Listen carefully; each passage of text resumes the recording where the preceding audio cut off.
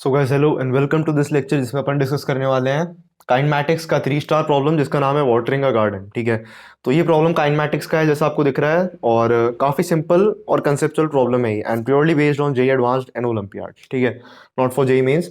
तो रेंज का क्वेश्चन ज़रूर है ये, लेकिन बहुत ही अच्छा क्वेश्चन है। तो इस टाइप के क्वेश्चंस हमको काफ़ी कम देखने को मिलते हैं, बट येट इंटरेस्टिंग क्वेश्चंस हैं ये। तो क्वेश्चन क्या है, an isotropic point source on the ground sprays water droplets at v uniformly in directions which make angle between 0 and pi by 4 radians with the vertical। तो vertical के साथ में देखो रेड पेन से मैंने वाटर ड्रॉपलेट्स दिखा रखे आपको। तो क्या है यहाँ पे, जो अपन हाई स्कूल या जो स्कूल में अपने या कॉलेजेस में जो प्ले ग्राउंड्स होते हैं उनमें बहुत ज़्यादा ग्रास होती है। ठीक है, तो उनको वाटर करने के लिए वाटर स्प्रिंकलर्स लगाए जाते हैं।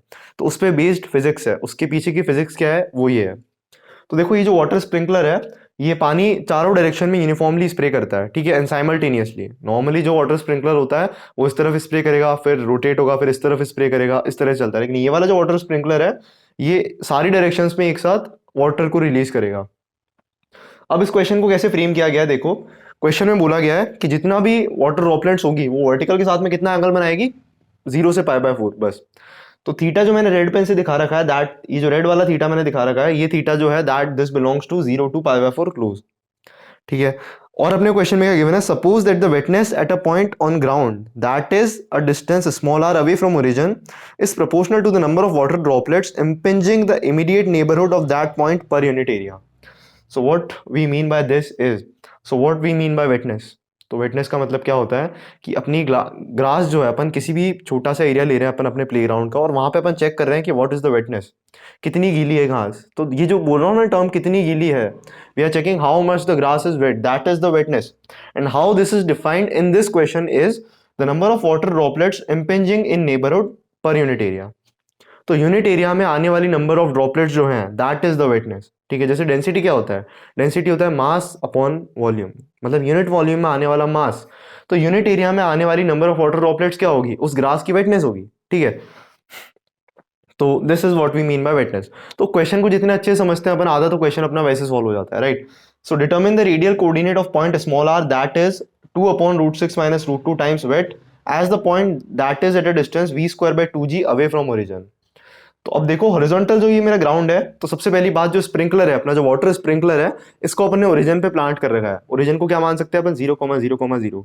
ये पूरा एक 3D स्फेयर है और इसमें ओरिजिन पे अपन ने एक वाटर स्प्रिंकलर को प्लांट कर रखा है। अब जो हॉरिजॉन्टल ग्राउंड है, इस हॉरिजॉन्टल ग्राउंड पे, ये हॉरिजॉन्टल ग्राउंड जो है ये पोलर कोऑर्डिनेट्स में डिफाइन आप इसको मान सकते हैं r, क्योंकि थीटा अपन ऊपर ले चुके हैं।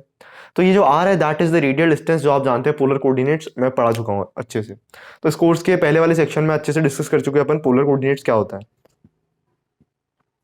अब देखो क्वेश्चन आपको अभी तक मेरे हिसाब से समझ में आ गया होगा। Now the only twist in this question, it is very simple, but the only twist due to which this question becomes difficult from J advance point of view is what is wetness, how to solve this line.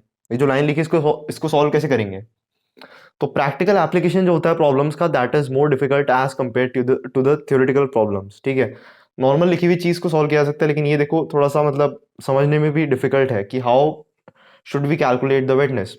तो अपन को analyse करना चाहिए कि एक water droplet sprinkler से निकल के ग्राउंड तक जाती है, तो इस पूरे सफर में उसका रास्ता कहाँ कहाँ से होके जाता है और फाइनली वो कहाँ तक जाती है। ठीक है, ये सब अपने को डिस्कस करना है।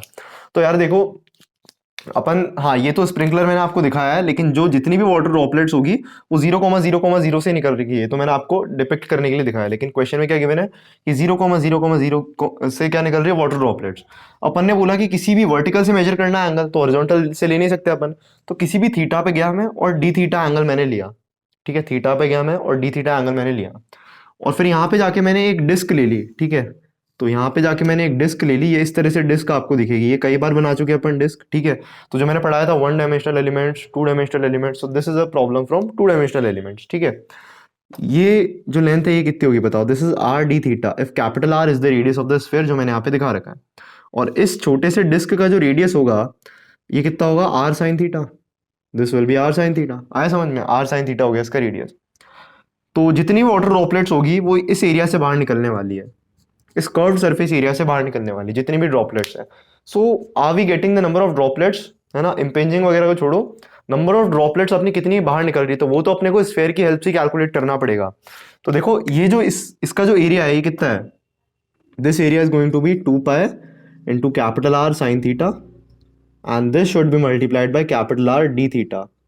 What is this? This is the curved surface area of the disk. इतना है. और this area, ये जो एरिया होगा, that will give us the amount of water or the number of water droplets which are emerging from this sphere. तो अपन ने निकाल लिया थीटा पे जाके डी थीटा. सो बेसिकली अपन डिफरेंशियल एलिमेंट लेके उस पर काम कर रहे हैं. तो देखो अब ये निकाला, पर this is not the wetness, we need the wetness per unit. वेटनेस चाहिए अपने को, तो नंबर ऑफ वाटर ड्रॉपलेट्स. तो ये ड्रॉपलेट्स निकल तो वही है, ये गिरेगी कहाँ जाके? तो ये वाटर ड्रॉपलेट्स जैसे मान लो यहाँ से निकली थी, ठीक है. तो ये वाटर ड्रॉपलेट्स यहाँ से निकली थी, है ना. ये मैं आपको बता रहा हूँ, ये मैंने वाटर स्ट्रीम बनाई है, ठीक है. तो ये देखो, ये एक वाटर स्ट्रीम है. अब ये ग्राउंड पे जाके कहीं पे गिरती है, यहाँ से किसी रेडियल डिस्टेंस स्मॉल आर पे, किसी रेडियल डिस्टेंस स्मॉल आर पे जाके गिरती है ना. इस तरह से गिरती हैं ये, और ये चीज को आप ले लीजिए D R. This is D R. आया समझ में? और ये क्या बनेगा? एक सर्कुलर स्ट्रिप बनने वाला है. एक सर्कुलर स्ट्रिप बनेगा. तो उस सर्कुलर स्ट्रिप को, उस सर्कुलर स्ट्रिप के एरिया को इससे डिवाइड करना पड़ेगा अपने को. तो then we will be able to get the wetness. So the wetness will be proportional to. तो हर जगह अपने को प्रोपोर्शनैलिटी का साइन यूज करना है, क्योंकि क्वेश्चन ने खुद ने बोला है कि wetness is not equal to this, it is proportional to this. So it is going to be 2 pi capital r square, 2 pi capital r square sine theta into d theta, right. तो 2 pi capital r square sine theta D theta is the number of water droplets and this is divided by the unit area. तो कौन से area से divide करेंगे? इस area से. तो इसका 3D में, मतलब इसका 2D में एरिया कितना होगा? That is going to be 2 pi small r into d r. Circumference multiplied by the width will give us the area of the circular strip. तो ये सब चीजें बहुत डिटेल में पढ़ चुके हैं अपन अपने कोर्स में, अभी तक जितना भी कोर्स देखा अपन ने. तो दिस इज द वेटनेस. अब क्योंकि प्रोपोर्शनैलिटी कांस्टेंट है, तो स्टिल इट इज प्रोपोर्शनल, और अपन सारे कांस्टेंट्स को यहाँ से रिमूव कर सकते हैं. तो 2 pi capital r square all are constant, so only thing that remains is sine theta into d theta divided by small r into d r. And finally we get the value of wetness, ठीक है. तो अपन क्या कह सकते हैं? Proportionality sign को अपन हटाएंगे, तो wetness is equal to some capital के times sine theta D theta divided by small r D r. तो केवल रेंज जो होती है अपनी, तो horizontal project, ground to ground projectile में जो रेंज होती है, that is what, you square sine 2 theta divided by what, divided by क्या तो होता है, जी होता है, राइट. तो यहाँ पे अगर थीटा को अपन पाई बाय 2 माइनस थीटा डालेंगे, तो एक्चुअली जो फॉर्मूला होता है ये इस वाले प्रोजेक्टाइल के लिए होता है. मतलब अगर ये एंगल थीटा होता तो रेंज ये होती, लेकिन यहाँ पे एंगल वर्टिकल के साथ है तो भी रेंज यही होगी, because sine of 180 minus theta is equal to sine theta. ठीक है, समझ गए? तो इतनी अपनी रेंज है. अब केवल रेंज अपने दिमाग में ही क्वेश्चन पढ़ के आता है, लेकिन उससे क्वेश्चन सॉल्व नहीं होगा. We need to understand this. This is the trick behind the question. Wetness को समझना होगा. तो अब रेंज है, इसको इसमें कैसे यूज करेंगे अपन, देखो. तो अपन को क्या करना है, इसको बोलते हैं, let's call this the equation number 1. So let's differentiate equation number 1 with respect to theta. तो इस इक्वेशन को विथ रिस्पेक्ट टू थीटा अपन डिफरेंशिएट करने वाले हैं. तो यू स्क्वायर बाय जी जो है दैट इज कांस्टेंट, और साइन 2 थीटा का डेरिवेटिव होता है cos 2 theta followed by 2, and this is equal to d r by d theta. R को आप रेंज बोल सकते हैं, रेडियल कोऑर्डिनेट उस पॉइंट का बोल सकते हैं जहां की वेटनेस अपन को कैलकुलेट करनी है. But still range and wetness are not related, so let's relate them. तो कैसे रिलेट करेंगे इनको? देखो, d r by d theta की वैल्यू अपन यहां से उठा के डालें, या एक काम करते हैं अपन, wetness is proportional to this number.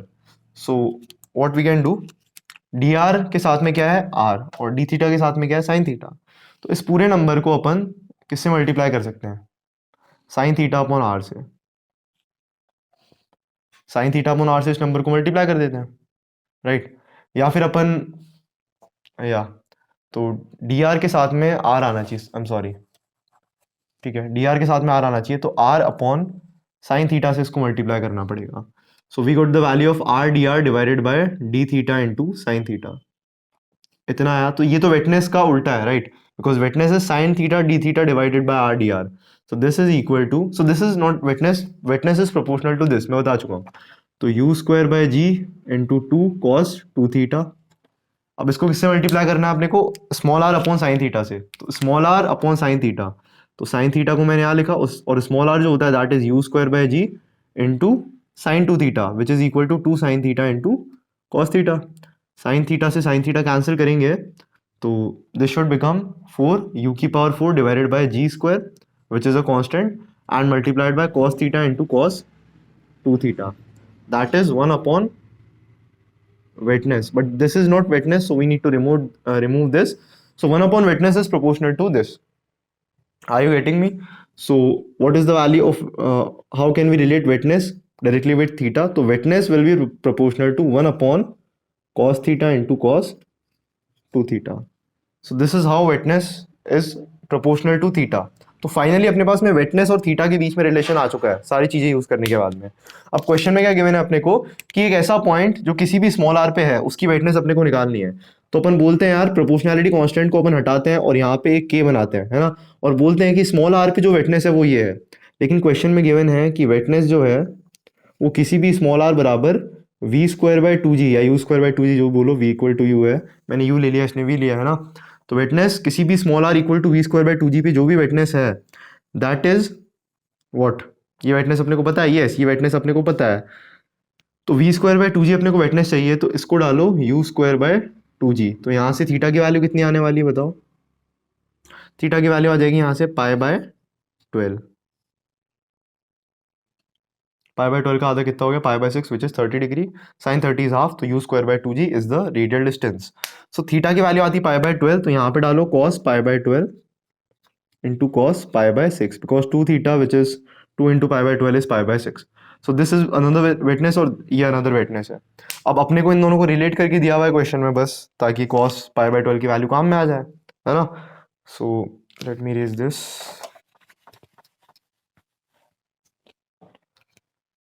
ठीक है, तो क्या गिवन है अपने को, determine the radial point r that is इतना टाइम्स वेट. तो ये जो वेटनेस है, ये मतलब मैं क्या कह रहा हूँ k upon cos theta into cos two theta, ये वाली जो वेटनेस है that is 2 divided by root 6 minus root 2 times this wetness. कौन सी वेटनेस, ये वाली cos pi by 12 into cos pi by 6. अब के से के कैंसिल करो तो अपने पास में थीटा में एक क्यूबिक इक्वेशन बन गई है, right. So let's solve that. तो cos theta into cos two theta जो है, तो कॉस टू थीटा को मैं डायरेक्टली यहाँ पे लिख देता हूँ, है ना. तो कॉस टू थीटा की वैल्यू कितनी होती है, 2 cos square theta minus 1. This is the value of cos 2 theta and that is equal to root 6 minus root 2 upon 2. अब cos 30 डिग्री की वैल्यू कितनी होती है, रूट 3 बाय 2, और cos पाई बाय 12 की वैल्यू मैंने कितनी दे रखी है, रूट 6 प्लस रूट 2 बाय 4. तो रूट 6 प्लस रूट 2 बाय 4 ये वैल्यू आई है. अब इस इक्वेशन को सॉल्व करेंगे तो थीटा की सिर्फ एक ही वैल्यू मिलेगी आपको, कितनी, pi by right pi by 3 मिलेगी अपने को थीटा की वैल्यू यहाँ से.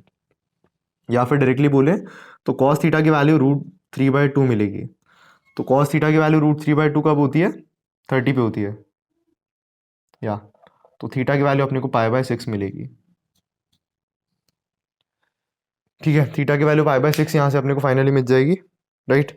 तो अपना जो भी आंसर है वो आ जाएगा. फिर थीटा की वैल्यू पाई बाय 6 डालो आप कहाँ पे, यहाँ पे थीटा की वैल्यू पाई बाय 6 डालेंगे तो अपनी रेंज जो है, तो 2 into pi by 6 is pi by 3 which is sine 60 degree. तो साइन 60 डिग्री कितना होता है, रूट 3 बाय 2.